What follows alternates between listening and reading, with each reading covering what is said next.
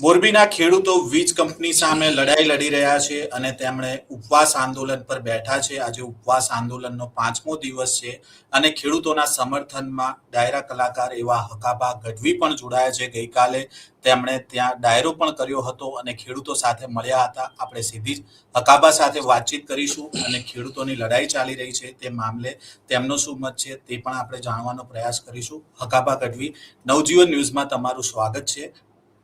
જી ધન્યવાદ. હકાબા, ગઈકાલે તમે મોરબી પહોંચ્યા હતા, તમારી સાથે ખેડૂતો પણ હતા.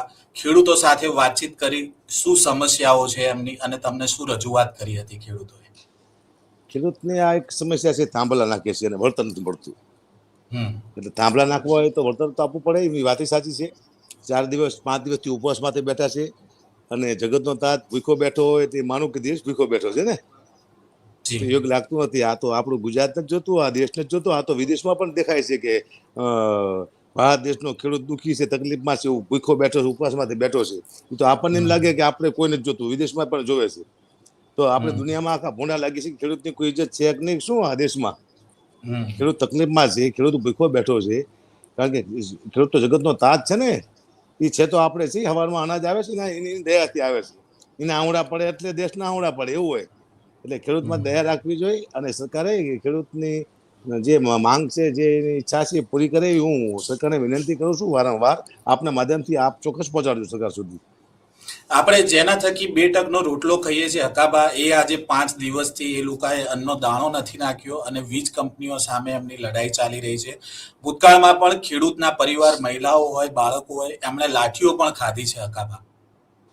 જી જી, ખેડૂત લાઠી ખાય નહીં સારું. આપણે અનાજ ખાવું હોય ને તો ખેડૂત લાઠી નો ખવડાવાય. મને ખબર પડે છે. ખેડૂત બહુ ઇજ્જત કરું છું, કારણ કે મને ખબર છે ને ખેડૂત શું છે એવું.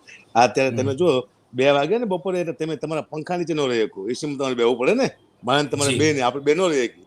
તો બપોરે 2 વાગે ખેડૂતો કામ કરે છે, પાવડા લઈને પાણી વાળે છે, ખેતી કરે છે. એને કેવી તકલીફ પડતી છે. આખો દિવસ ખેડૂત કામ કરે, રાતે આંદોલનમાં જવાનું. ખેડૂતનું શું થાય છે?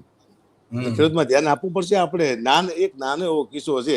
તમે થાંભલો નાખો છો તો વળતર દેવામાં વાંધો શું છે?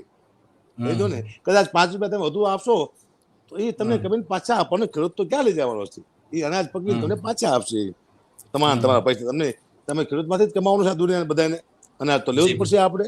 તો નાનો એવો પ્રોબ્લેમ છે ખેડૂતનો. સરકારને વિનંતી કરું, જલ્દી પૂરો કરો. 2-5 ખેડૂત આમ ઉપવાસમાં ઉતરીને મરી જાય છે, પછી પૂરો કરશો તો મોડા લાગશો. કઈ થયા પહેલા કરો તો સારું લાગશે. હકાબા, અત્યારે તો પરિસ્થિતિ એવી છે કે એમના જ ખેતરમાં ખેડૂતો જઈ નથી શકતા અને આરોપ એવો લગાવે છે કે ભાડાની પોલીસો લાવે છે અને પછી એમને દંડાઓ મારે છે. હવે તો મને બીક લાગવા મળી. મારા ઘરમાં હું જઈએ કે નહીં જઈએ, કોઈ સમય એવો આવશે મારા ઘરમાં હું નહીં જઈએ, શું થાય છે? અને આ જમીન જ છે ને, હું રહું જમીન કહેવાય, ઘર છે. જી, એવું થાય છે ને, ખોટી વાત છે. ખેડૂતને હેરાન કરવા મજા નથી. જગતનો તાત આહુડા પાડશે તો આ દેશ આહુડા પાડશે. બહુ મોટી તાકાત છે ખેડૂતમાં એમ. અને ખેડૂત છે ને તો આપણે છીએ. ખેડૂત તો બહુ ભોગ આપે છે. ખેડૂત તો પાસે બેસો, હું રોજ બેસું છું. ખેડૂત મારા મિત્ર છે. કોઈ દી ખેડૂત નથી કીધું કે આજ અમારે આવી ઉપજ જાય ને અમારે પૈસા વધાય. ક્યાંક ને ક્યાંક તૂટતો છે. ક્યાંય 5 રૂપિયા લેવા જ પડતા હોય છે ખેતી કરવા માટે. આ દાળિયાની મજૂરી જુઓ તમે, બિયારણના ભાવ તમે જુઓ. એક વસ્તુ હોતી નથી, એટલે કાંઈ મળતું નથી ખેડૂતને. અને 12 મહિના મહેનત કરે અને ખાવાનું ન નીકળે તો શું કરવાનું? અને એમાંય આપણે ધારો કે 50 વીઘા 100 વીઘા જમીન બરોબર છે, પણ જેની પાસે 3 વીઘા જમીન છે ખેતરમાં થાંભલો આવે તો હાલ શું થાય? જી, અને આવતો હોય તો આવે જ તે ને, લાઈનમાં આવતો હોય તો એવું ન હોય. ખેડૂતને ન્યાય આપવો જરૂરી છે. સરકારને હું વિનંતી વારંવાર કરશું, આપ ધ્યાન આપો. કારણ કે મને સારું દેખાતું નથી એટલે કહું છું. ગઢવી છીએ અમે માપેલી, અમને ખબર પડે કંઈક થવાનું છે એટલે કે અમે બોલી નહીં. હું જયારે બોલવા આવ્યો તો મેં વિચાર્યું નતું કે આવું બધું બોલવાનો છું. મેં કીધું ખેડૂતના પગમાં આજીવન મફત કરીશ. હું આવ્યો અને બોલ્યો. અરે ખેડૂતની હિંમત તો આવી. 1 કલાકાર આવીને બોલી ગયો અમારા ફેવરમાં. તો હવે આ સરકાર સુધી અવાજ પહોંચી, આવો ખેડૂતને વિશ્વાસ હતો અને અવાજ પહોંચવાની કોશિશ કરી રહ્યો છું. લગભગ તો હવે અવાજ પહોંચી જ જોઈએ છે કે અમે સાંભળ્યું હોત કે ન્યાય આપવાની વાત ચાલે છે. આગળ ખબર નથી મને. તો આપ દ્વારા સરકારને સુધી પહોંચાડો.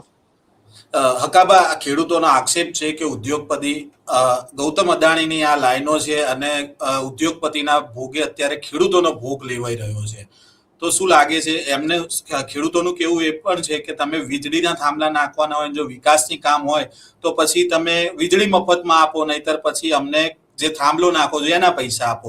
વાત ખાલી આટલી જ છે, તો આટલી બધી વાર કેમ લાગે હકાબા? આ કાં તો વીજળીના પૈસા આપો, કાં થાંભલાનું વળતર આપો, ને સીધા કાં ભાડું આપો મહિને, કે આટલું ભાડું આપવાનું થાંભલાનું.